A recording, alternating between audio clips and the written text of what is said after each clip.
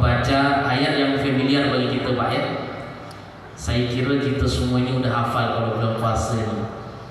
A'udzubillahi minasyaitonirrajim. Ya ayyuhalladzina amanu kutiba alaikumusiyam kama kutiba alal ladzina min qablikum la'allakum tattaqun. Apa artinya itu? Wahai orang-orang yang beriman, diwajibkan atas kalian ini berpuasa. Puasa ini apakah diwajibkan untuk kita umat Nabi Muhammad ya? Tidak. Puasa ini sudah diwajibkan oleh orang-orang sebelum kita. Min qablikum. Tujuannya apa? Tujuan puasa kita sebenarnya apa? Kita ini sebulan ini mampu kita menahan lapar dan haus. Luar biasa yang namanya tarbiyatul Ramadan ini. Pendidikan bulan puasa Ramadan luar biasa. Air depan kita, air aqua, makan apa di depan kita itu, lauk apa pun tak kita sentuh kalau bulan puasa. Karena kenapa? Karena kita merasa kalau ada yang melihat kita. Kita merasa kalau Allah yang mengawasi kita semua. Itu bulan Ramadan. Seandainya ini kalau kita bawa setelah Ramadan ini hasil dari bulan puasa ini kita bawa 11 bulan, kira-kira orang-orang yang ada di padang tikar ini beriman apa tidak? Kalau dia semuanya ini hasil dari puasanya itu menjadi orang-orang yang bertakwa. Tujuannya apa ibadah kita sebenarnya? Itu sholat, puasa, zakat, sedekah, ibadah-ibadah yang lain. Tujuannya hanya satu. Kata Allah, la'allakum tattaqun, agar kalian ini bertakwa. Ya ayyuhan nas, wahai manusia, inna khalaqnakum, ya ayyuhan nas, ubudu rabbakum, sembahlah Tuhan kalian, alladzi khalaqakum walladzina min qablikum la'allakum tattaqun. Sembahlah Tuhan kalian yang menciptakan kalian, kemudian orang-orang sebelum kalian, agar kalian bertakwa. Tujuan semua ibadah itu satu ya, supaya kita keluar dari puasa ibadah tersebut menjadi orang-orang yang bertakwa. Kemudian Bapak Ibu yang dirahmati Allah Subhanahu wa taala, Ramadan ini adalah bulan yang sangat dahsyat sekali Pak. Karena kalau kita tengok tuh rangkaian-rangkaian ayat bulan Ramadan, ayat-ayat tentang puasa itu tadi yang dibacakan, ya ayyuhalladzina amanu kutiba alaikumusiyam, kemudian ayyamun ma'dudat, bahwa puasa ini hanya ditentukan waktu-waktunya saja, hanya sebulan saja, ayyamun ma'dudat. Kemudian selanjutnya, kenapa kok kita ini disuruh berpuasa hanya di bulan Ramadan, diwajibkan hanya bulan Ramadan, bukan di waktu bulan-bulan yang lainnya? Padahal bulan semuanya sama Pak.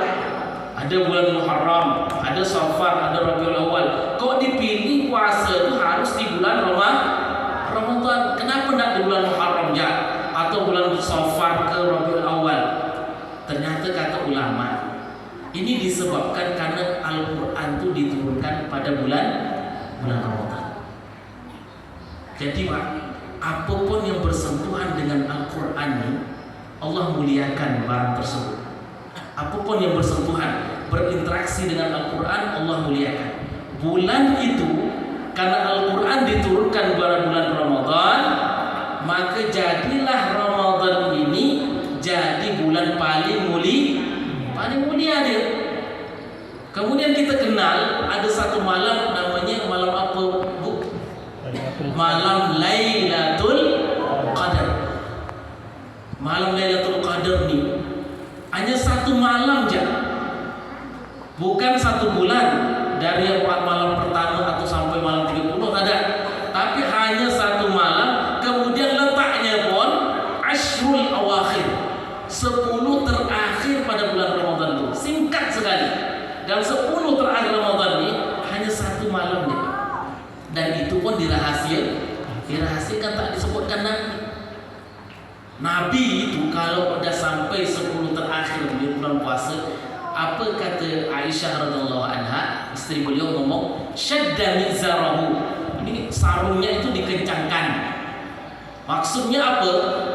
Dia mengencangkan ibadahnya, ditingkatkan ibadahnya yang biasanya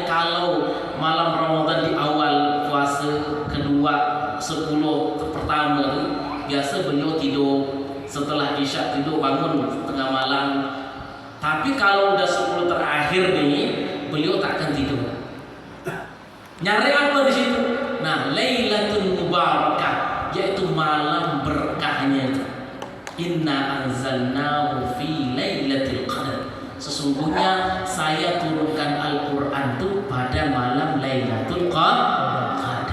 Tadi kita sebutkan bahwa apapun yang bersentuhan dengan Al-Quran, maka barang tersebut, bulan tersebut akan mulia.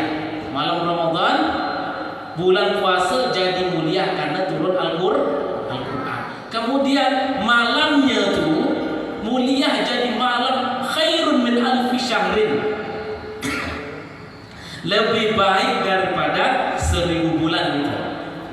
Jadi kalau kita nih ibadah sekarang pada malam-malam itu, ini ibadah kita sama seperti dilipat-lipat gandakan sampai 1000 kali kita 1000 bulan satu malam itu.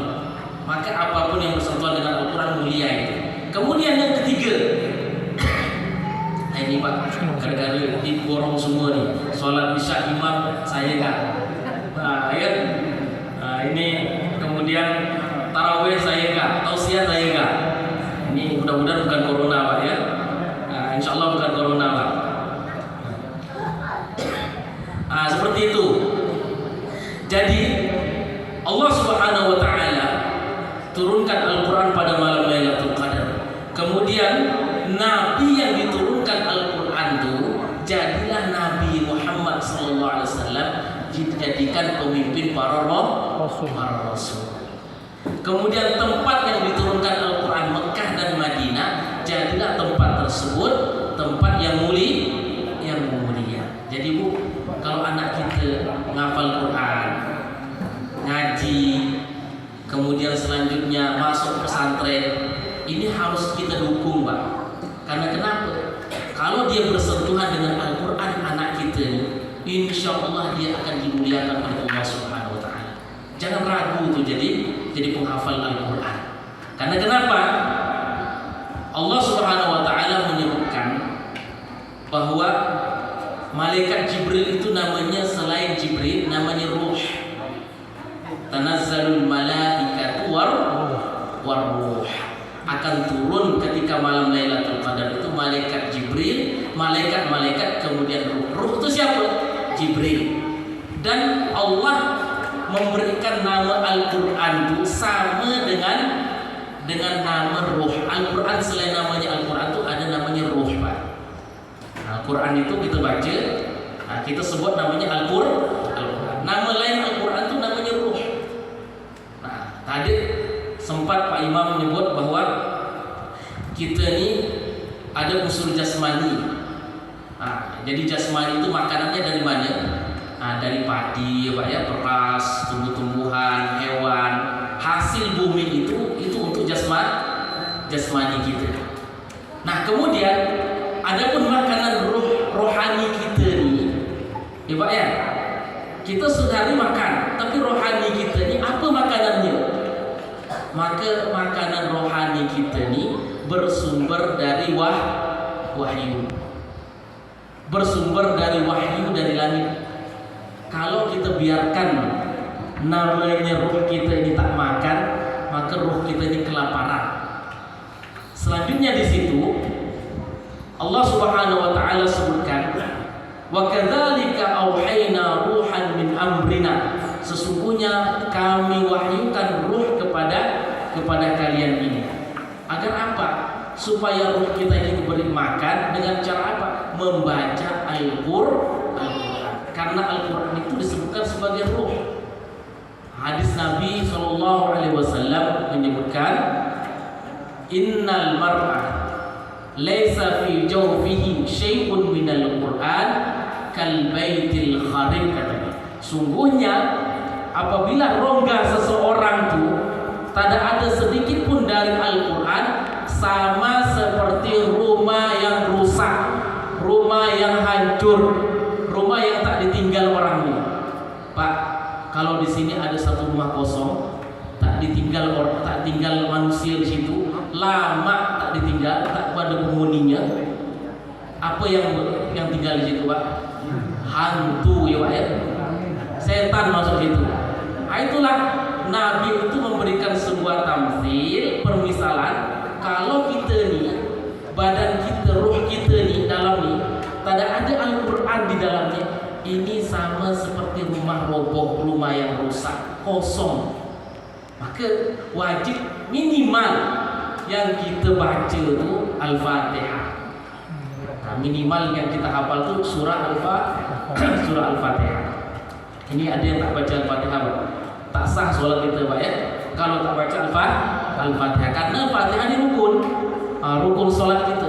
Kata Nabi, la sholata liman lam yaqra bi Fatihatil kitab. Tak sah sholat kita ni kalau kita tak baca Al-Fatihah. Minimal ada di dalam rongga kita ni Al-Fatihah. Maka anak-anak kita ni, adik-adik kita ni, kita perlu bagi kita untuk mengajarkan Al-Quran. Kemudian rumah kita jangan sampai rumah tersebut diisi dengan hal-hal yang masuk di dalamnya itu jin, setan. Maka Rasulullah mengatakan jangan jadikan rumah kalian itu seperti kuburan. Kenapa? Kalau kuburan itu seram, Pak. Takut kita masuk dalam rumah itu kalau seperti kuburan. Apa? Kenapa kok bisa seperti itu? Di dalamnya tak pernah sholat, tak pernah baca Al-Quran. Maka jadilah rumah itu seperti kuburan.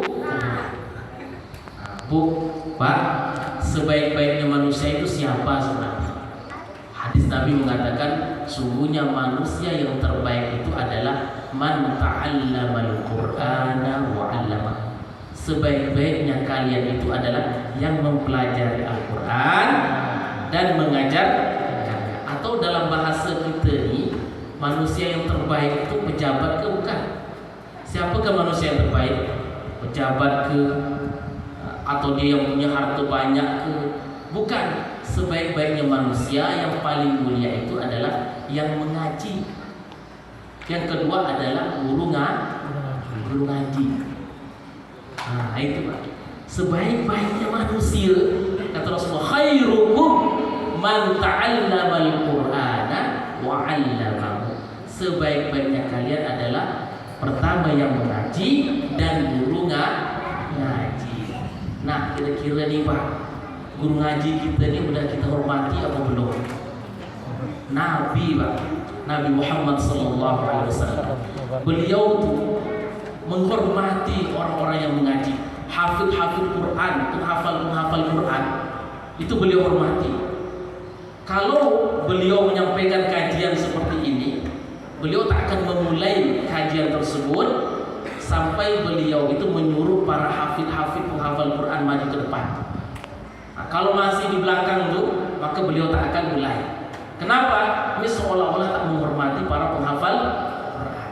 Yang kedua, kalau seandainya dalam peperangan banyak yang meninggal syahid, mati syahid, maka beliau bertanya, siapa di antara para syuhada ini penghafal Quran? Siapa di antara mereka? Si fulan. Dia orang ini dulu, para penghafal Quran dulu, segera dikuburkan jenazahnya, baru yang lain. Saking seperti itunya. Maka kalau kita di sini nih, imam kita kalau di sini Pak, siapa yang kita suruh jadi imam? Pasti yang paling banyak hafal. Yang bagus ngajinya. Bukan orang panjang-panjang panjang jenggot Pak ya. Atau yang pakai jubah, bukan. Tetapi kata Rasulullah, kriteria menjadi imam itu adalah aqra'um bi kitabillah, yang paling pandai baca Al-Quran. Yang kedua, fa in kanu fil qira'ah sawa, kalau dalam bacaannya ini sama bagusnya, maka yang paling mengerti masalah agama fa'aluhum bisunnah. Jadi orang-orang yang menghafal Quran itu harus kita dahulukan dalam segalanya. Kalau kita mau jadi manusia yang mulia. Ini di YouTube juga, kalau kita tengok ada nama Musa, Pak. Pernah dengar tak? Kalau kita tengok, pernah Pak ya? Kalau kita Musa, anak umur 5 tahun kali itu, namanya Musa. Kecil ini Pak. Mungkin umur pasti main kelereng, belum SD udah tuh. Musa namanya. Itu pernah ikut musabaqah, perlombaan tahfidzul Quran di mana? Di Mesir. juara 3 Pak.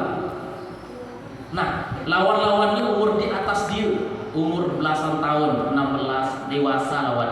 Dia nih umurnya 5 tahun dapat juara 3. Orang tuh para pakar-pakar Quran sampai cium-cium dia Pak. Dicium-cium Musa itu, dibangga-banggakan oleh mereka. Ternyata ada orang Indonesia budak kecil masih main kelereng budak, tapi dia menghafal Al-Quran 30 juz. Ditanya ayat mana aja dia tahu, dia hafal dia. Mau Al-Baqarah ke An-Nisa, letak ayatnya hafal dia. Umur 5 tahun, bukan orang Arab. Ini mukjizatnya Al-Quran. Jadi anak kita kalau kita ajarkan Al-Quran, mudah baginya menangkapnya. Nah, syaratnya tadi betulkan guru ngajinya kita nih. Nah, ibarat tak sebutkanlah kampungnya di mana. Nah, ada seorang guru ngaji. Seorang guru ngaji ini dikumpulkanlah anak-anak tuh ngaji. Setelah itu ditariklah biaya cuma 5.000 ya Pak. Tarik 5.000 SPP-nya 5.000. Itu orang tuanya dengar ada SPP 5.000, ditarik balik benar, dingajikan di rumah masing-masing. Ada Pak seperti itu. Nah, saking seperti itu guru ngaji. Tapi Pak, kalau kita di kota, ya kalau di kota dia pada kalau di sini tak tahu lah. Kalau kita ngeleskan anak kita, les matematika, nah berapa bayar SPP-nya? 1 juta. Nah, keluarkan kalau bisa 1.500.000 sampai kalau lulus katanya. Tapi kalau guru ngaji, bahasanya apa guru ngaji? Nah, ini uang minyak katanya. Guru ngaji. Bagaimana kita mau dapat berkah dari Al-Quran kalau kita tidak menghormati guru ngaji kita? Khairukum man ta'allama al-Qur'ana wa 'allamahu. Sebaik-baiknya kalian itu adalah yang mengaji dan guru ngaji. Nah, inilah tentang Musa tuh Pak. Kalau kita tengok cuma di YouTube ya, tetapi tak disiarkan di TV itu tak ada. Hanya ada di TV One yang sekali gitu kan. Nah, yang lain kalau kita tengok bagaimana penghargaan Indonesia misalnya pemerintah tuh luar biasa penghargaannya. Tentang apa namanya atlet-atlet itu dikasih berapa miliar, puluhan juta, bahkan naik pesawat tuh gratis pulang balik. Seumur hidup diberi tunjangan 20 juta. Kemudian diangkat jadi PNS. Nah sekarang ada itu Musa itu ada tak penghargaannya? Nah kita mulai dari kita lah Pak ya. Mulai dari kampung kita hargai guru ngaji kita. Kita ini kalau mengeluarkan untuk Al-Quran itu kenapa berat sekali Pak? Kita mau ngasih guru ngaji itu duit 100.000 ke sebulan atau kasihlah guru kita guru ngaji itu berat. Kenapa? Ini perlu dipertanyakan hati kita masing-masing. Ini setan Pak. Nah ini setan yang ada di dalam hati kita nih. Tapi kalau masalah yang lain, datangkan artis dari Pontianak, berapa pun, kalau bisa kita patungan bayar 5 juta sekali joget. Tahu nggak Pak? Merusak Pak. Kalau merusak anak kita mau. Tapi kalau mau perbaiki anak kita, nah sebenarnya Pak ya, status sosial itu kita yang menentukan Pak. Bu, status sosial mana yang baik, mana yang buruk kita sendiri yang menentukan. Biarkan apa namanya dangdut tuh, joget-joget tuh, siang malam dia joget tak usah kasih spesial pun gue. Mau tak kira-kira dia joget? Tak mau. Tak akan mau dia. Yang beri itu sebenarnya membuat dia datang ke sini siapa? Kita sendiri, kita yang menentukan status orang tersebut. Tapi kalau guru ngaji kita kasih guru ngaji, anak-anak kita yang ngaji kita support, kita kasih duit, kira-kira mulia ada anak tersebut. Nah, jadi gitu Pak. Itu jangan menyalahkan aduh kampung saya ini anak-anaknya aduh jauh sekali dari akhlak, jauh sekali tak beradab misalkan, kurang ajar sama orang tua. Itu karena kita sendiri. Kita mengundang balak terhadap negeri kita. Jadi gitu Pak ya. Jadi bulan puasa ini adalah bulan bagi kita untuk berubah. Bagaimana cara pandang kita menghormati Al-Quran. Karena Al-Quran lah yang menjadi syafi'an li ashabi. Dia yang akan membawa kita nanti ke surga. akan memberikan syafaat pertolongan bagi kita semua. Rasulullah SAW menyebutkan, Iqra'ul Quran, bacalah Al-Quran, fa innahu ya'ti yaumal qiyamah syafi'an li ashabi. Karena nanti di hari kiamat itu akan memberikan syafaat bagi kita semua. Maka kalau kita tengok ayat puasa itu, amalan yang paling utama itu syahrul Ramadan alladzi unzila fihi al-Qur'an. Itulah. Maka banyak-banyak tadarus bulan Ramadan ini. Banyak-banyak kita khatamkan Al-Quran.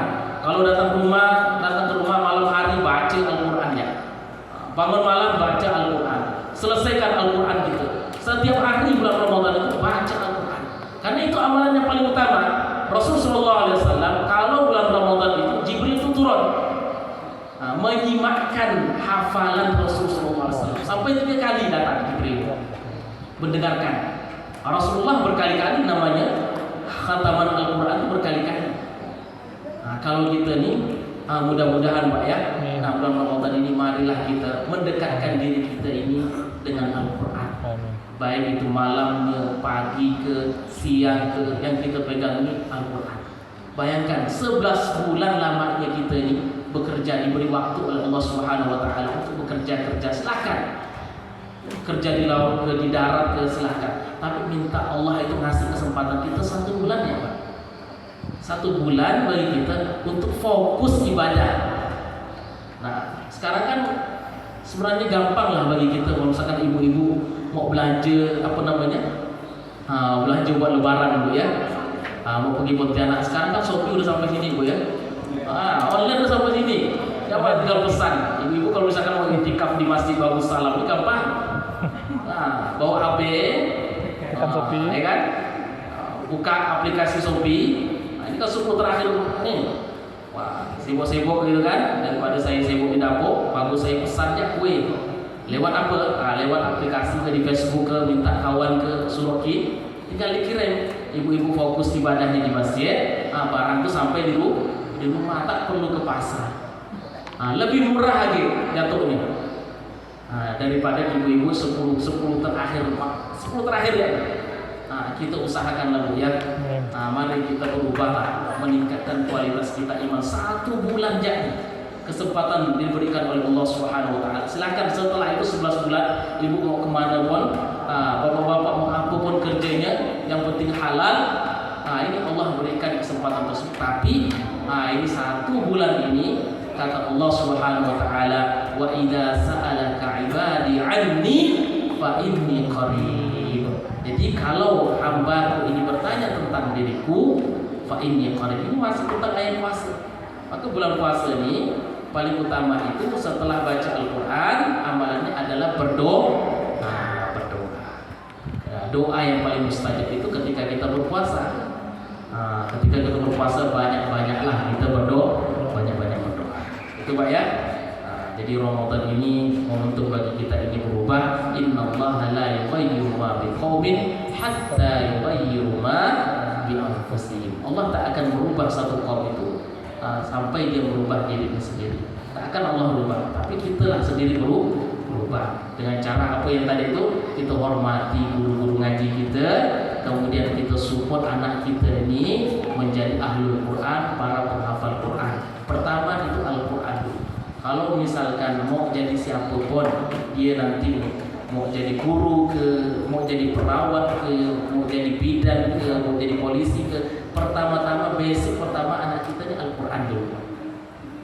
Baru setelahnya itu, baru dia mau jadi apapun terserah, silakan. Yang penting ada Al-Quran di dalamnya. Jangan sampai kata Rasul tamsilannya seperti rumah yang rusak, yang diisi dalamnya itu hantu. Saja Bapak Ibu yang rahmatullah subhanahu wa ta'ala, mudah-mudahan kita semua Allah subhanahu wa ta'ala ampuni kita, Allah berikan keberkahan bagi kita semua, Allah terima taubat kita. Amin. Kita tutup dengan doa kafaratul majlis. Subhanallah bihamdika asyhadu an la ilaha illa anta astaghfiruka wa atubu ilaik. Assalamualaikum warahmatullahi wabarakatuh.